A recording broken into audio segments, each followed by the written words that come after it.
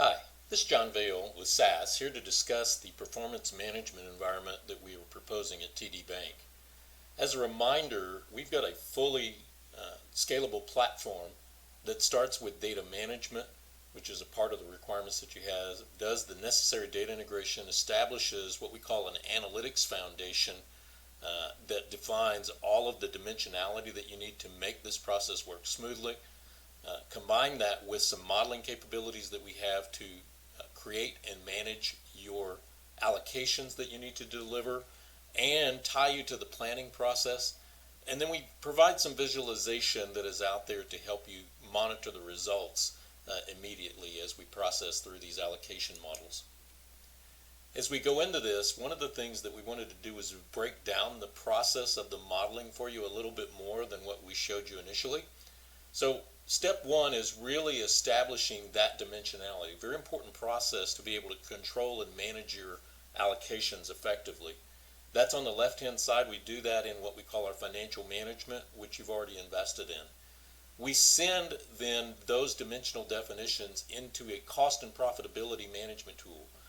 What you're calling activity-based costing is really the basis of what we do here. It's a multi-stage modeling allocation capability that involves multiple drivers, and we'll demonstrate that.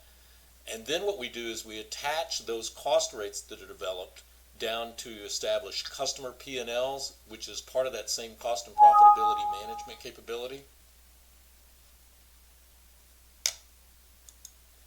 And then the other thing that we do is we apply those fully loaded rates down to the financial modeling capabilities to tie it to the planning process.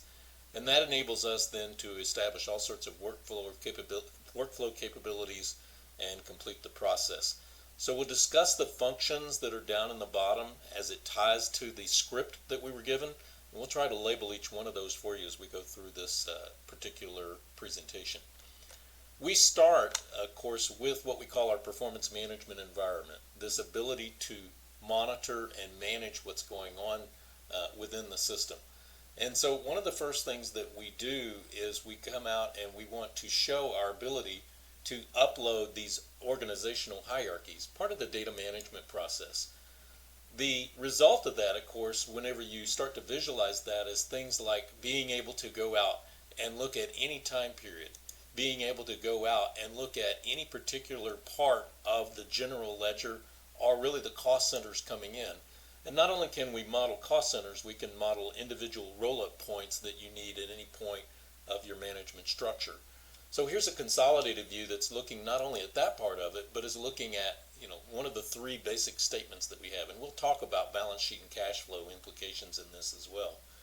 You've got a chart of accounts on the left-hand side, which understands your chart of accounts. We use a framework model, and we roll up your chart of accounts into that very quickly. Or we can completely customize it to what your chart of accounts is and the structures that you've already set up. One of the important things to note, and one of the things that we want to make sure that and by the way, this all goes to section 1 in your platform view, really, which is down in your other section. But also within that, being able to track that lineage, kind of jumping back up to the allocation data staging number 1 area. You can go out and really drill down into any part of the general ledger. And so that lineage, that capability to drill down is really at every single part of what we're going to show you in these results. And of course you can do that on any of these particular line items down in here. So if you want to go to other line items within the bank, if you want to go to other parts of the organization, again, you can do that on demand and monitor whatever it is that you need to monitor and explain out of these particular results that we are giving you. Now, you were asking about dashboarding in really the other platform issues all the way down to number 6, and we'll show you that right up front here as we come into this. You can use gauges, of course, graphically done. You can monitor this over time and do things like trend analysis and trend charts.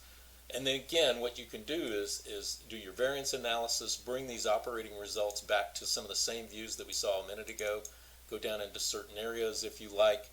If you want to show a given branch, so you simply need to just navigate down into that and see that branch on demand. So again, that's your monitoring dashboard as you go in that. And you can create any type of dashboard across any of these defined dimensions. These are really breakable down into even other structures that are non-traditional. If I return back over here to my main environment, I could go into something like this, which is a dashboard by manager or even groups of managers, and start to show those. And again, drilling down those to individual statements, views of the information that I need on demand.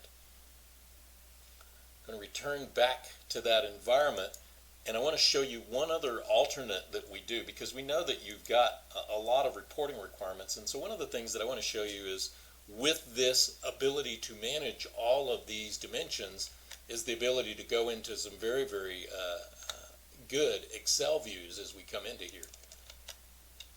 And so I'm going to go to a financial statement and show you this same kind of information is being presented in Excel. And by the way, this non-interest expense number is one that we're going to follow through the activity-based costing process. This is a consolidated view that comes down into a lot of these sort of general administrative tasks.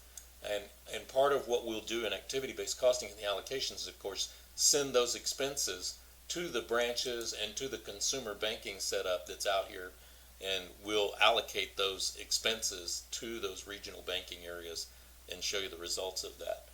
And again, this is all coming as part of that allocations data staging. Sections like allocations number 8, the ability to monitor and reset these allocations back to their original state.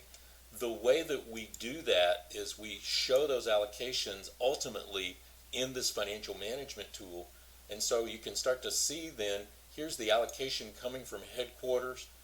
One of the things that we keep out here is an audit dimension, so that you can come out here and look at some of this adjusted base data and look at specifically what's coming from allocations, and look at any of these particular areas as we go through this model. And when you do that, you have the ability to even drill that down into further levels of detail, to where you could go out and say, hey, let me go out and show all of the contributing data.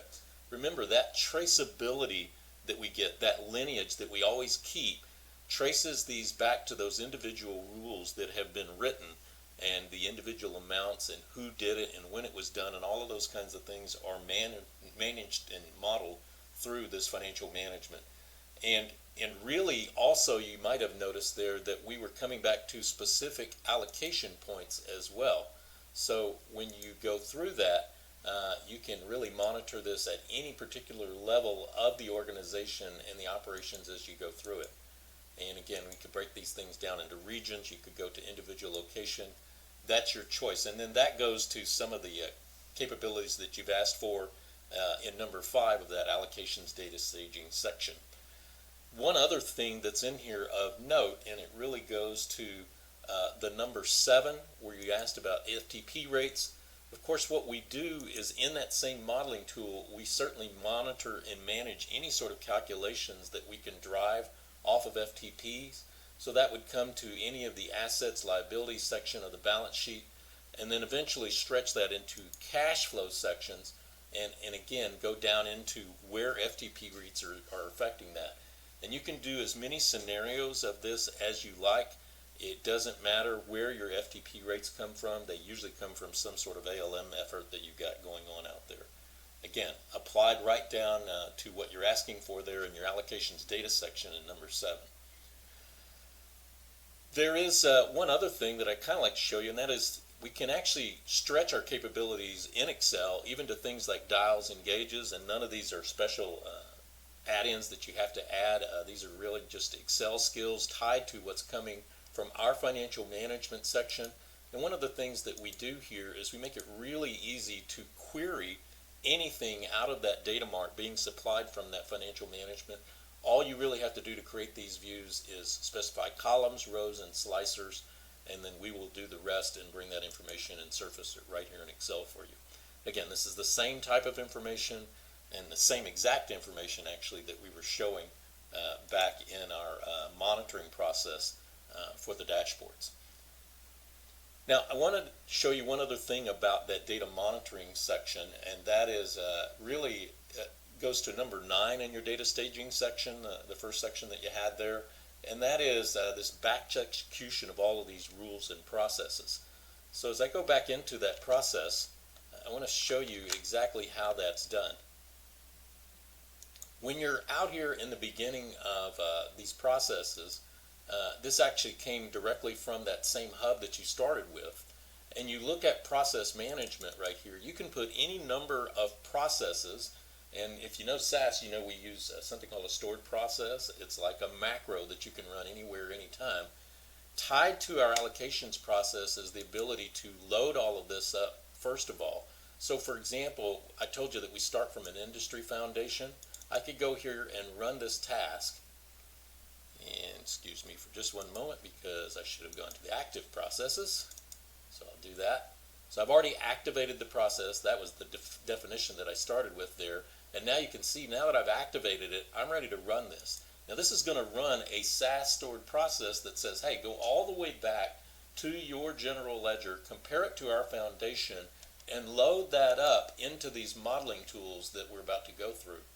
And you can see that we process that very fast. We can schedule that. We can run all of these on demand at once. The next thing I'm going to do is say, well, somebody certainly has to load the general ledger data as we go through here. So you'll see very quickly again how fast we would take, in this case, a month's worth of data and throw it into that system, run it all the way through the process, and load it into that financial management model.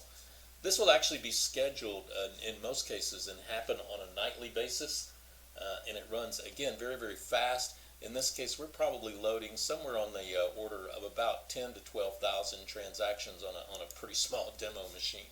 So that process is running, and it will activate and push that information all the way to both spots, including these financial statements that we've been showing you, all the way down even into product flashes, if that's what you're looking for, to your customer segments, maybe a branch report. All of those things can be done on a nightly basis.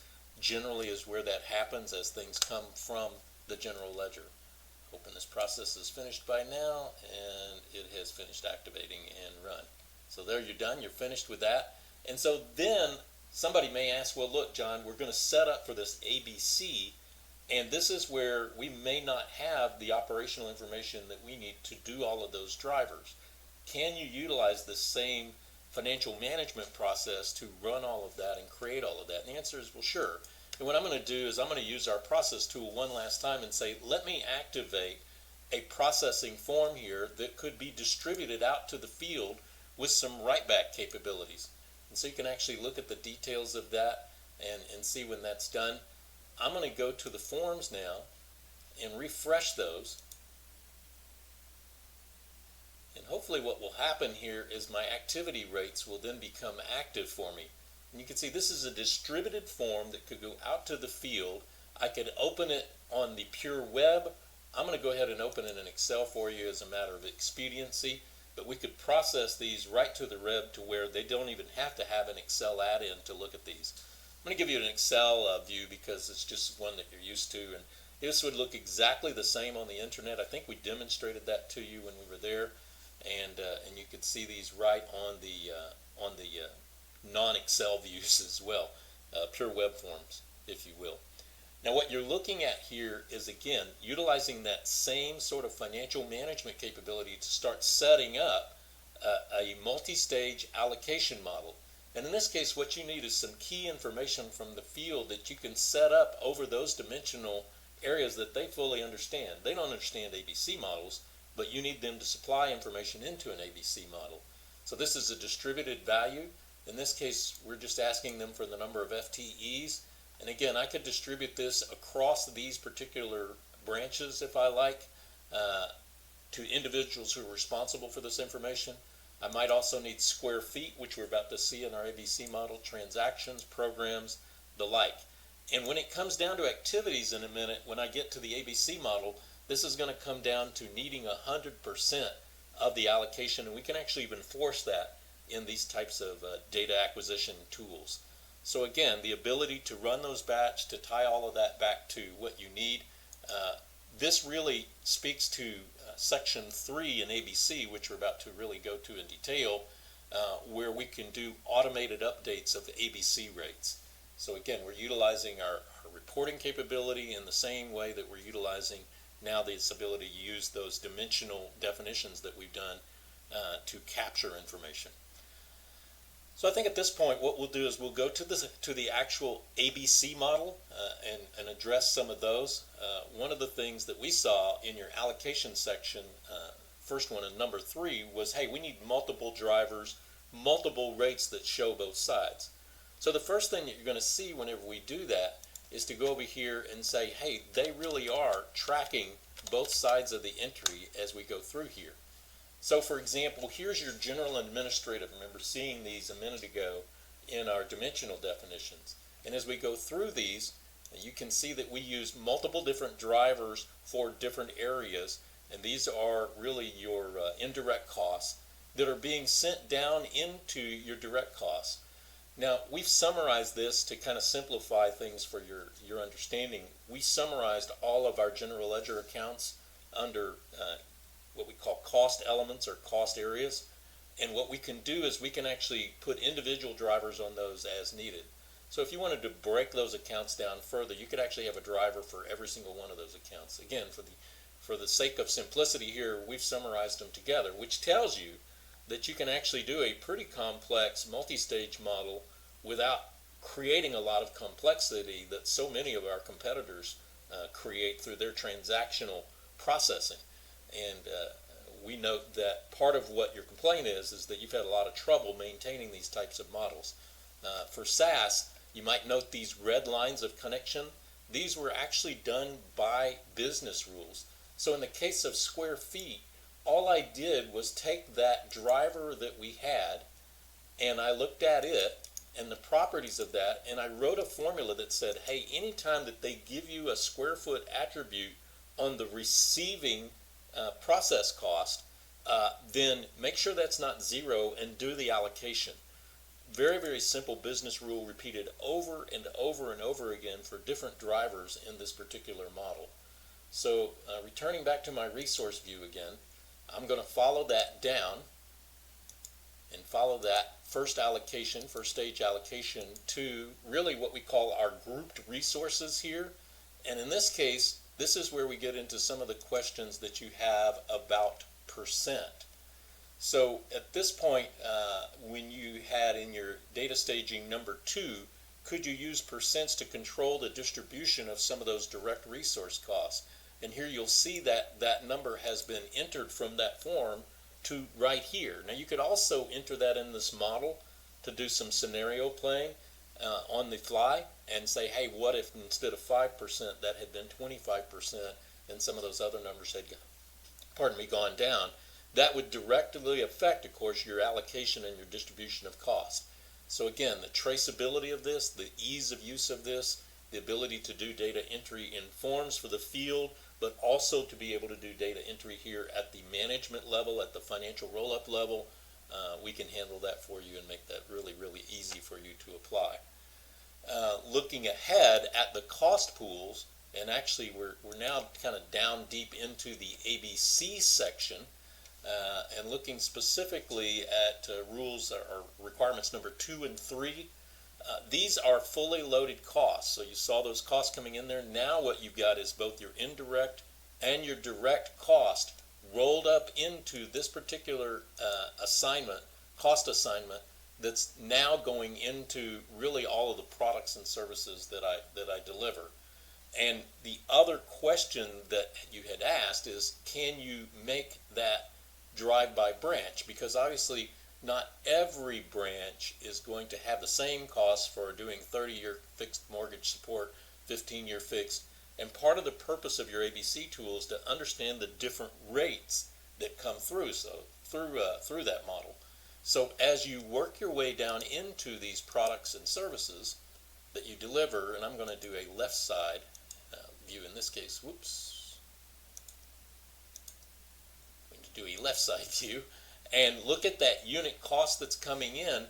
But one of the things that you will note as we go down in here is that when you split this down into the regional banks, that is a different rate that's now being applied at the regional bank level. And so it is not the same rate that happens at every single place. And that's one of the things that you were after, was to let this simple ABC model feed those direct costs back into your planning side and start to ask yourself, should I be sharing some of these services? Should I make some organizational change? Who's efficient, who's not?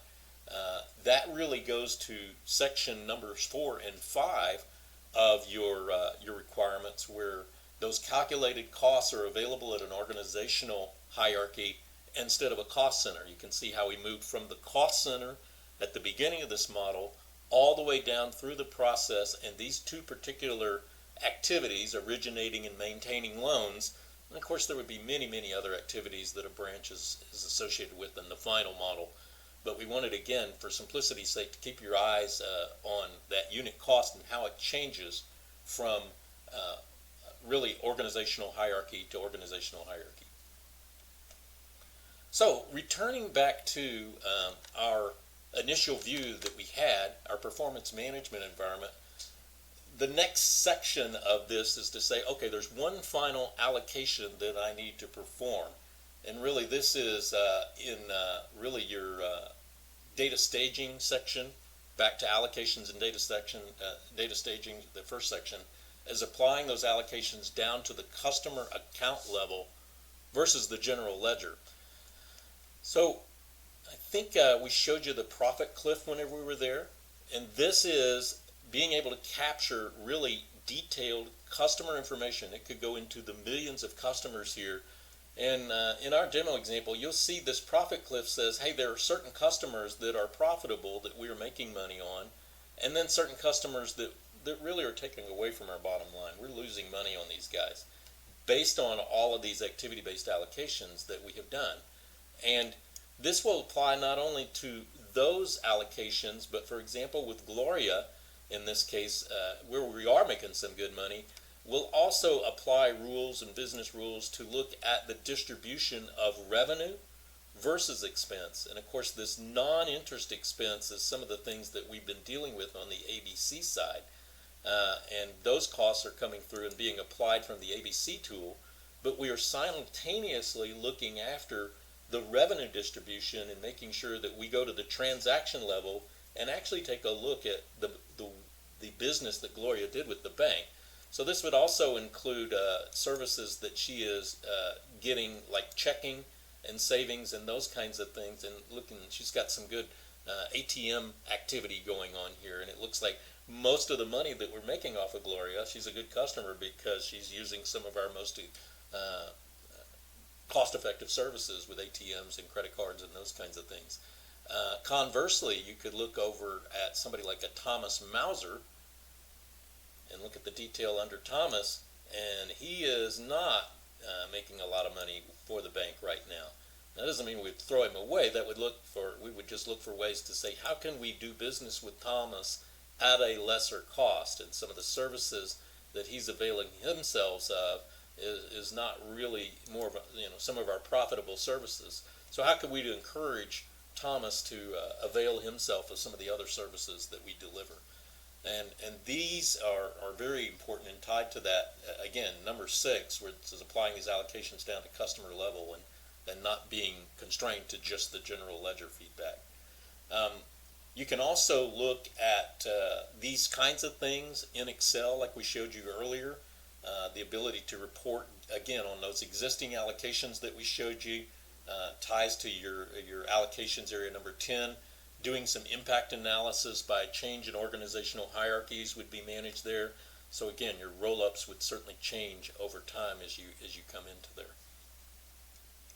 One last thing that I'll just add, and this isn't in your requirements necessarily, but one of the things that we would certainly trumpet is the fact that you can really monitor these, of course, your different products and the P&Ls by product, and then an area that you might not have even thought of so much, and that's channel profitability. So you could jump down into, where are my ATMs running, and how am I doing from a profitability basis, not even just by customer, but by area that I locate these particular ATMs at.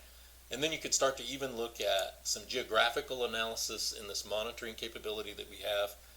Again, all of this is sort of not necessarily in your requirements, but we certainly do want to bring this out. All of this has been controlled again by platform, which is in a lot of your last section is all about platform. So one of the things that's worthy of note is to come out here and take a look at what we are doing with that financial management model. One of the things that we do is, again, all of those dimensions that have been used in both the ABC model and all of the reported results, and even maybe a tie down to planning in just a minute as we go discuss planning, are all done in one place, so that you're not using multiple places to share this information across. You're actually doing the management of this in one place. And even things like the chart of accounts, which comes from your general ledger, we start with your standard chart of accounts, but you can augment that with planning efforts that you need. You've already seen us go out and look at statistics and create statistics specifically for some of the ABC efforts that we were wanting, and looking at some of those particular pieces of information that we needed, for example, for our internal processes. All of that is represented right here, and you can set that up and control that as finance. You don't need any IT involvement to expand this data mart or to add fields or any of those kinds of things. It's all done right here in this Windows interface. The other important part of that comes with a requirement that you have down in your platform number 5, and that is authentication and security. So as you look at the breakdown of this, somebody says, well, who is responsible for branch B and how do I control that? Again, finance is in the control of setting all of that up. Which people are entering information in the user section? Who has security to this, where you can add rules and go directly against your security and your definitions of individual users, if you like, and who gets to do what. You can control all of that right here and let finance control that. Or you could make that a combination of finance and IT, because IT is, again, sending you the existing definitions for security, and we're utilizing those. When you go then to the planning side, which then speaks to, again, that data staging section right at the beginning again, you want to be able to go out there and, well, I'm sorry, this was actually in the last section, the other section that says, hey, we want to be able to interact this with planning. So one of the things that I wanted to show you was to come out here and make sure that you understand that when you go and you look at some of these, for example, an operating budget form, you can expand, again, all of these sections right here and start to see that we are taking that information, again, back out to the field. Not this time for data collection, which we did before for your activity-based costing tool, but now we're actually utilizing that information that we've brought in from the profitability reporting and management to actually go out there and do some planning for the bank. And one of the things that we could do is maybe some of that top down, which really sort of speaks to your data staging requirements back in number 5, and looking at things like this. Here's my regions, and again, some of those branches that I've been working with. But one of those things that I might look at this and say, well, this is a revenue forecast, and it looks like we're expecting a spike in November. That doesn't necessarily have to be true. I could go out here and adjust this number at a very top level. I'll bring it down to 55 million overall. You'll watch and see that all of these numbers underneath this are going to change on demand. Again, that's following a general allocation rule. It says, well, based on all of these rates, or maybe I could base it on activities that happen in there, anything that you want. This can go all the way down to product level. And you can see what's happened to my overall forecast is I've leveled out that November expectation that quickly on demand. So this is something that we see banks in particular use quite a bit as they're going down into this. And you'll see that these things adjust all the way down to the product level, even down into the loans. And even the customer segments can be included at a planning level. And again, all of this managed by finance. So one of the things that I just want to wrap up with, and I don't want to take any more of your time today with this particular recording, but just a reminder that, again, this is what we like to call a single bounded solution. When we go out here, we've done all of this data management, all of this model management, in a single point of entry. And we've surfaced everything to one place. We're, again, managing everything in one place. When you set up one of these dimensions, you're not going to have to go past that from one process to another. And we've actually even got all of the actuals pulled in all at once, and I've showed you several reports that compare actual to budget. Again, when you tie this budget planning process into here, you can do some immediate variance comparison. That opens up one other world that we did not get a chance to talk about, and that is this analytics world. Please remember that SAS, before we do anything, we are an analytics company with all sorts of predictive capabilities, and those can be tied up into what I know you already have invested in, both visual analytics and some of our predictive modeling tools. So as I go out here and I look at some recent explorations that I've done, I might do one, for example, on some general ledger analytics, which is behind a lot of this financial information, of course, that we've loaded up and been looking at in all of these allocation areas. And one of the things that, just as a reminder, you might see some really nice things available to you as you're making your strategic decisions. For example, on the upper right is coming up a correlation analysis, where I might look at some of those economic indicators that are happening out there and saying, hey, what is their effect on net interest income, and what are some of those things that ought to be driving my income? And again, this is all statistically based. Whenever you jump into these things, you say, well, housing starts driving a lot of the activity. You might ask, well, why? And we're actually looking at individual numbers and transactions and seeing where those relationships are and understanding why we should be saying and recommending that you use one of those as a driver. The other thing that we'll actually do is capture that and carry that to that next level, and maybe even let you, create a forecast on the fly. And more than just creating that forecast, which again is doing a pretty nice accurate forecast that's going to go within this range, what could drive down that range of highs and lows and say, hey, I could really get this thing down to an exact, is to actually utilize some of those drivers that we just looked at and pull them into this particular analysis and say, what is the really underlying factors that are driving, in this case, my revenue forecast? And you can see that forecast is much more discrete now, much more exacting in where we know it's going to go based on past performance. And so this is some of these factors like the consumer price index, again, gross domestic product, of course, and then even things like the unemployment rate in this particular area. So these are the kinds of advantages that SAS can bring to you. Again, returning all of this back to this single bounded solution and environment that we've been presenting to you to help you manage your allocations from front to back and provide you the information that you need.